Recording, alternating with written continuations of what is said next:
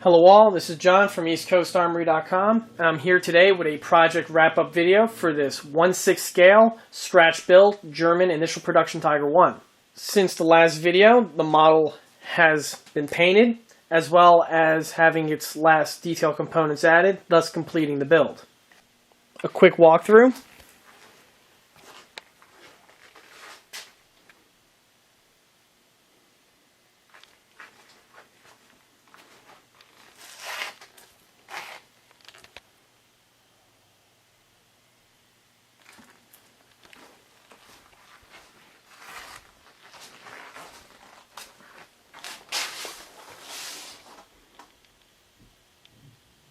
Starting with the tank's wheels, we can see here that the center hubs have been painted in red and their brass Zerk fittings have been added. These Zerk fittings are part of the wheel sets, and now that once the vehicle was painted, it was easier to install them. Moving our way to the tank's tools, they have all been added. Starting with the back, we have here the wire cutter. Now, typically, on Tiger 1s, the wire cutter is actually mounted besides the radio operator's hatch. However, on these early production units, or these initial production units, that is, some of them had them mounted in the rear here besides the fender. Moving our way up, here we have the tank's toolbox, which is mounted vertically, which was discussed in an earlier video. As of note, once the FIFO system was developed, this toolbox was moved to a shelf mounted horizontally right here over the tank's rear muff flap, and it stayed in this position for the rest of the war. Adjacent to the toolbox is the tank's jack block. The jack block itself is all fabricated out of wood, metal, and resin. The block itself is designed to aid in the jack itself, where you would position it on the jack or on the ground, and it would aid in jacking up the tank or fixing the torsion bar or whatever needed to be jacked up. Moving our way from the jack block, we will move directly to the jack itself.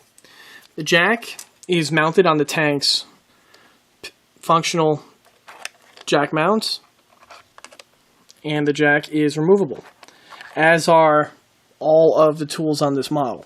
I can take them on and off for diorama use if need be. As of note, since this model is an initial production Tiger, it is missing the starter wrench, which would have been mounted in this location over here. On later production units, they decided to mount the starter wrench here so that when you remove the cover cap for the manual start, you have this starter crank close at hand. The crank would be in two pieces, having the handle position, or the handle part, mounted on the top deck, while the actual crank part would have been mounted here flush.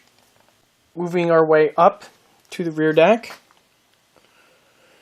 we have, on this portion here, the tank's fire extinguisher.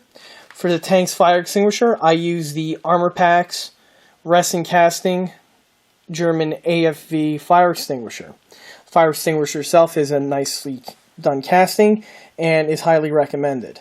Moving from the fire extinguisher, we'll go to the tank's aerial mount. The aerial base itself is a resin casting. On the real vehicle, it would have been rubber and it was flexible.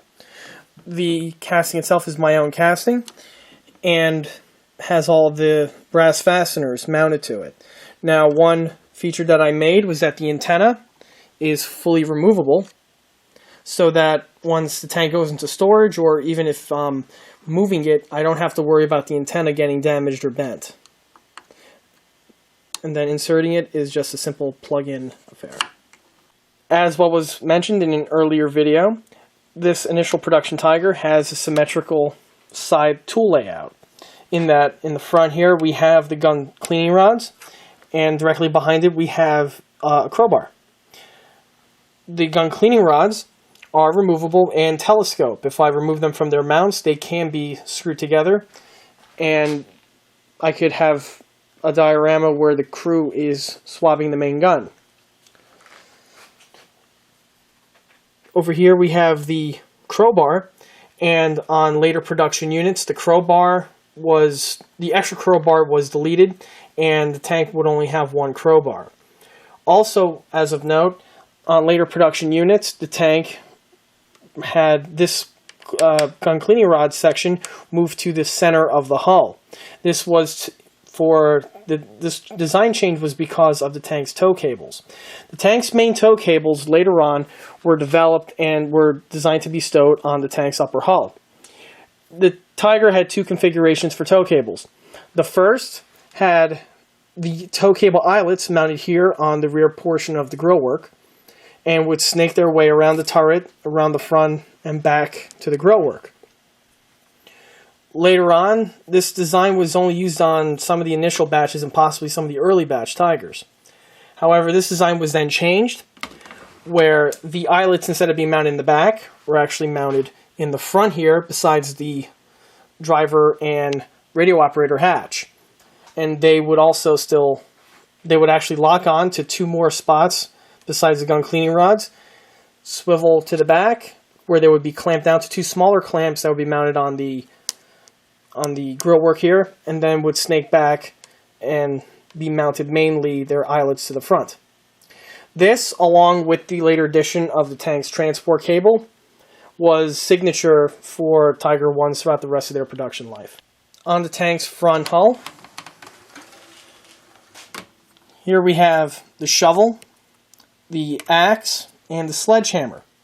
These three tools stayed in this location for pretty much the rest of the Tiger 1's production life and didn't alter at all. What was changed was the wire cutter was moved in this position here, as was the jack block was moved from the rear, like on this vehicle, was actually moved to this location here next to the front blower. Also, on Tigers fitted with the FIFO system, the engine induction cap, which was mentioned on an earlier video, would have been mounted in this location over here. Also of note, later on in the Tiger's production run, a secondary larger shovel was fitted to the hull. This shovel would have been mounted to this front plate section here. It was a very large shovel, and the handle emerged so high off of the shovel spade itself and a special elevated strap like this one here would have been fitted to the front hull. This shovel was pretty much used throughout the Tiger's production life. For the vehicle's markings, they are all painted on via homemade stencils, and the model is painted for a Tiger that would have been in the 502, which in this vehicle, in this layout, would have been 1942 and for Leningrad. As was mentioned, the markings are all painted on. They are not decals. And the 502's main Mammoth logo is all hand-applied and hand-painted on.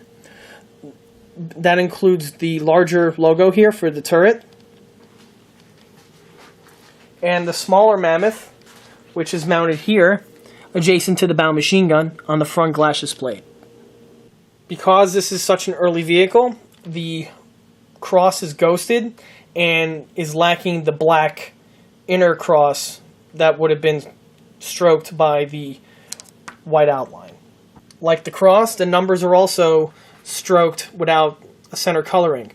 Later on, Tiger 1s had several different shades of colors used for the center paint scheme of the numbers. It went from black to red to even blue. However, in the beginning of the war, it was just a stroke, or a solid white number. Moving our way, we have all of the tank's periscopes are all painted in gloss black to replicate Panzer glass. And on the tank smoke dischargers, the cartridges themselves are painted black and are weathered. This is done on both sides of the vehicle, as well as the lenses were painted on the bow hatches as well. Moving our way to the tank's filler caps, they've had their interiors fully painted, like so.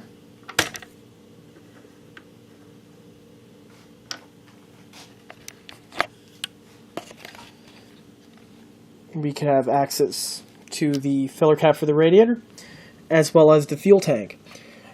What was added was the fuel tank cover cap.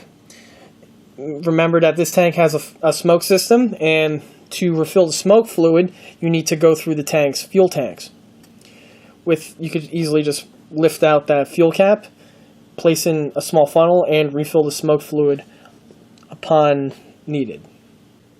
In addition to the model's details all being completed, the tank's snorkeling equipment has also been weathered and painted. This here is the front cover cap, which gets mounted over the bow machine gun. And this here is the telescoping snorkel set. All the pieces have been painted and weathered and are still fully functional. They still thread together as they would on the real vehicle and mount to the snorkel intake as such.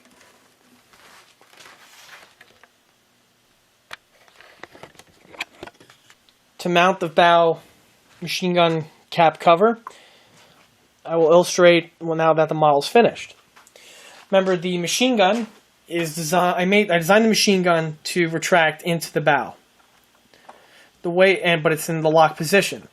To do this, I have to twist, which unlocks it, push in, which is spring bound, and twist in the lock position. When I let go, the machine gun stays in the retracted state, allowing me enough clearance to mount the cover cap. To do so, I remove the one wing nut, position it over the secondary wing nut as such, slip it on, and then I just installed the last wing nut, which was removed. I tighten it, and there we go. The bow cap is now on. With the cover cap on, the tank is now in snorkeling mode.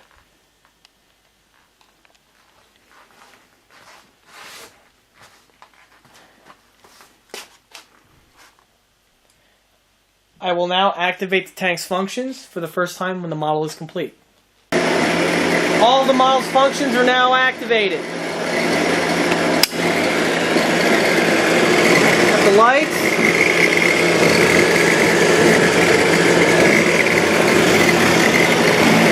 Smoke system.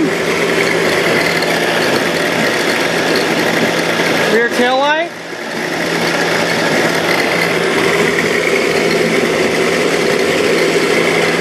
And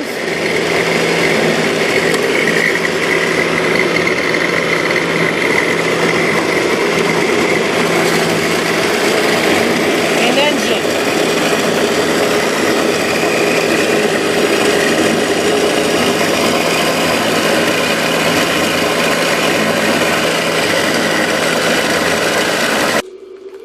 After almost a year's worth of work, the model is now complete and ready for diorama filming. And with that, that concludes this project wrap-up video for this 1/6 scale scratch-built German initial production Tiger 1. Stay tuned for the diorama video, and don't forget to check out eastcoastarmory.com for more builds and more detailed components. Thank you.